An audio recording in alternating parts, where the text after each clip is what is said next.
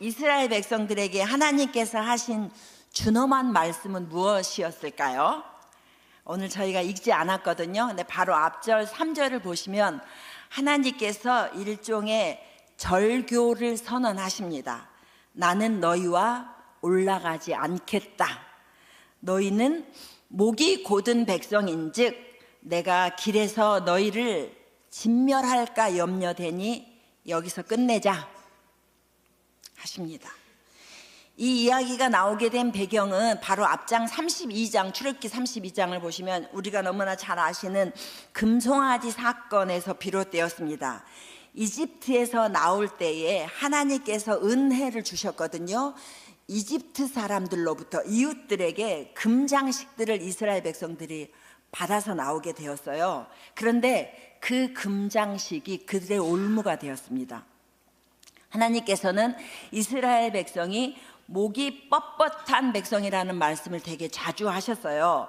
다른 사람도 아니고 아론이 어떻게 이스라엘 백성들을 앞장서서 금송아지를 만들고 그것이 우리를 인도해낸 신이고 앞으로 우리를 인도할 신이라고 할 수 있었을까 싶은 대목입니다. 그런데 그때 모세는 정말 진정한 중보자로 하나님과 이스라엘 백성 사이에 서 있습니다. 하나님께서 이 일로 말미암아 이스라엘을 진멸하고 모세야 너로 큰 나라가 되게 할 테니까 네가 해라 하실 때에 모세는 이스라엘을 위하여 중보하며 엎드립니다. 아니 하나님께서 자기 백성을 인도해 내셔서 산에서 죽이고 진멸하려고 악한 의도로 이집트에서 인도해 냈다고 사람들이 말할 텐데요, 진노를 그치시고 뜻을 돌이켜 주시라고 주의 백성에게 화를 내리지 말아달라고 기도합니다. 약속을 기억해 주세요. 주님 살려주십시오 라고 엎드립니다. 그리고 출애굽기 32장 14절을 보시면 여호와께서 뜻을 돌이키사 말씀하신 화를 그 백성에게 내리지 아니하셨다라고 기록되어 있습니다. 그런데 지금 왜 하나님께서 모세에게 이스라엘 백성들을 일컬어서 모세 네가 애굽 땅에서 인도해낸 네 백성이니까 네가 가라. 근데 내가 사자는 보내주겠다. 나는 안 간다. 내가 약속한 땅 그곳으로 이 백성 데리고 가라고 하십니다. 왜 하나님은 안 가시겠다고 하셨을까요? 오늘 말씀을 보시면 하나님께서 우리 여기서 끝내자 이별 선언을 하십니다. 그때 백성들이 슬퍼하면서 한 사람도 예외 없이 자기 몸을 단장하지 아니하였다라고 말씀에 기록되어 있습니다. 그리고 하나님께서도 너희는 일단 장신구를 떼어내라. 그리하면 너희가 너희 장신구를 떼내면 내가 너희에게 어떻게 할 것을 정하겠다고 하십니다. 무슨 말씀이실까요? 하나님 아닌 우상 숭배하는 죄로 인한 하나님의 진노 앞에서 모세는 진심으로 이스라엘을 위하여 중보했습니다. 그런데 이스라엘은 진심으로 회개하지 않았습니다. 32장을 잘 보시면 이스라엘을 위해 간절히 중보하던 모세는 산에서 내려와서 이스라엘 백성들 앞에 섰을 때요, 마치 자기가 하나님인 것처럼 이스라엘 백성들 앞에서 크게 노합니다. 그리고 자기가 들고 내려왔던 두 돌판을 깨트려 버리죠.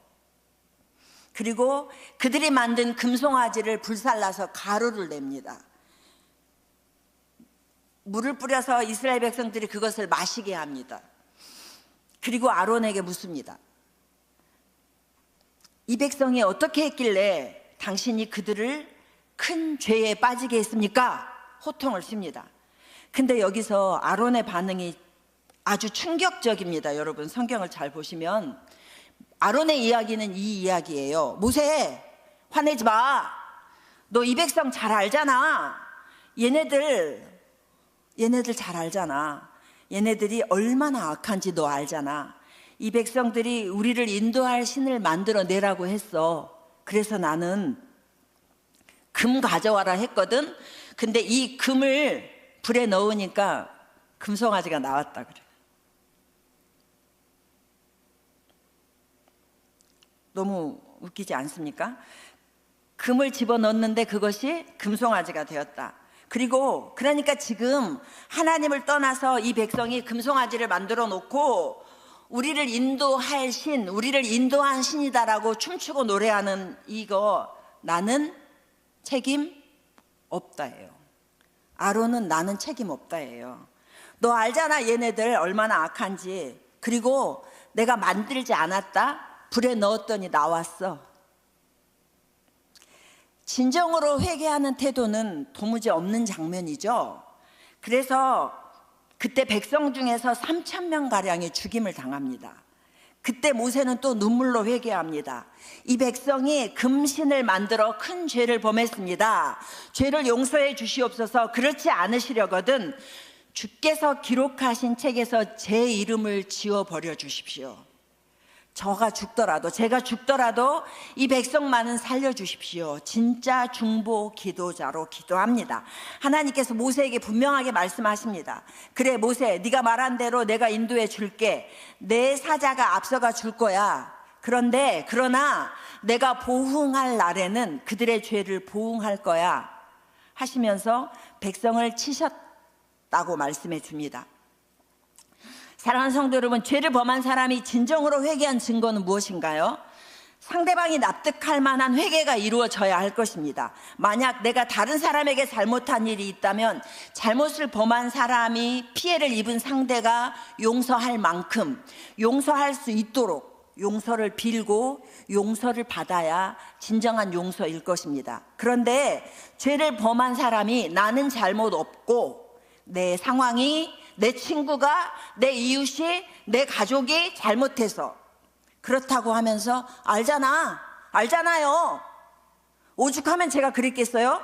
한다면 진정으로 회개한 것이라고 할 수 있을까요? 오늘 하나님께서 이스라엘 백성들에게 장신구를 떼어내라고 명령하십니다. 금송아지를 만들 때 금을 내놓았는데도 여전히 그들은 금장식을 차고 있었던 것입니다.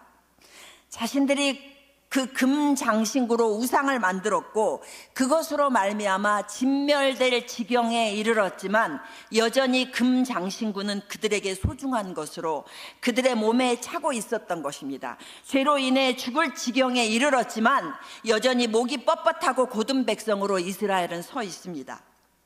진정으로 회개하고 살려달라고, 나는 죽어도 좋으니 하나님의 백성을 살려달라고 엎드리는 모세와 대조적입니다.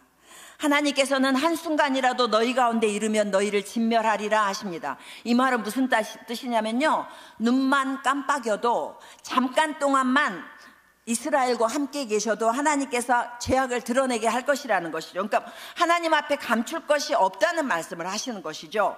현실적으로 고대 근동에서 우상 숭배하던 각종 장신구들이 이스라엘 백성들에게 있었을 것입니다.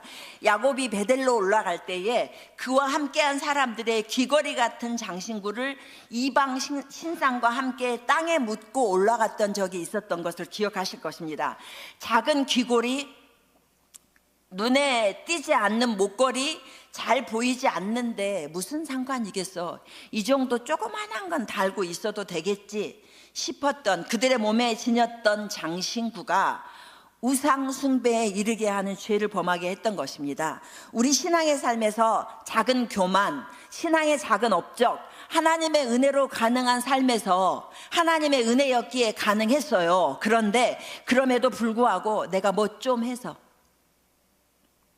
내가 뭘 좀 알아서, 내가 뭐 좀 있어서 했다는 악과 죄와 연결될 그 어떤 모양이라도 미리 차단하라는 말씀이 아닐까 생각해 봅니다. 그래서 바울은 데살로니가전서 5장 22절에서 권면해 줍니다. 악은 모양이라도 버리라. 이 아침 기도의 자리에 함께 하신 사랑하는 평화의 성도 여러분, 신앙의 삶이 오래되고 연륜이 쌓이면 더욱 조심하여 겸손히 하나님만 바라고 엎드려야 하지 않을까 이 아침에 생각해 봅니다. 우리는 누구나 예외 없이 우리 삶에서 제해버려야 할 것들을 가지고 있습니다. 아니, 어쩌면 감추고 있는지 모르겠습니다. 내가 딱 보면 안다, 장신구를 떼어내라 하시는 어미하신 하나님의 말씀 앞에 작은 것이라도 감추고 내려놓지 못하는 교만, 자랑, 작은 신앙의 업적들을 다 알고 계신다면 오늘 아침에 우리 떼어내십시다. 그리고 겸손히 엎드려 하나님만 나의 하나님이십니다 고백하며 오늘을 우리 남은 인생을 살아내는 저와 여러분 되시기를 간절히 소원하며 그렇게 살아내실 여러분을 축복합니다.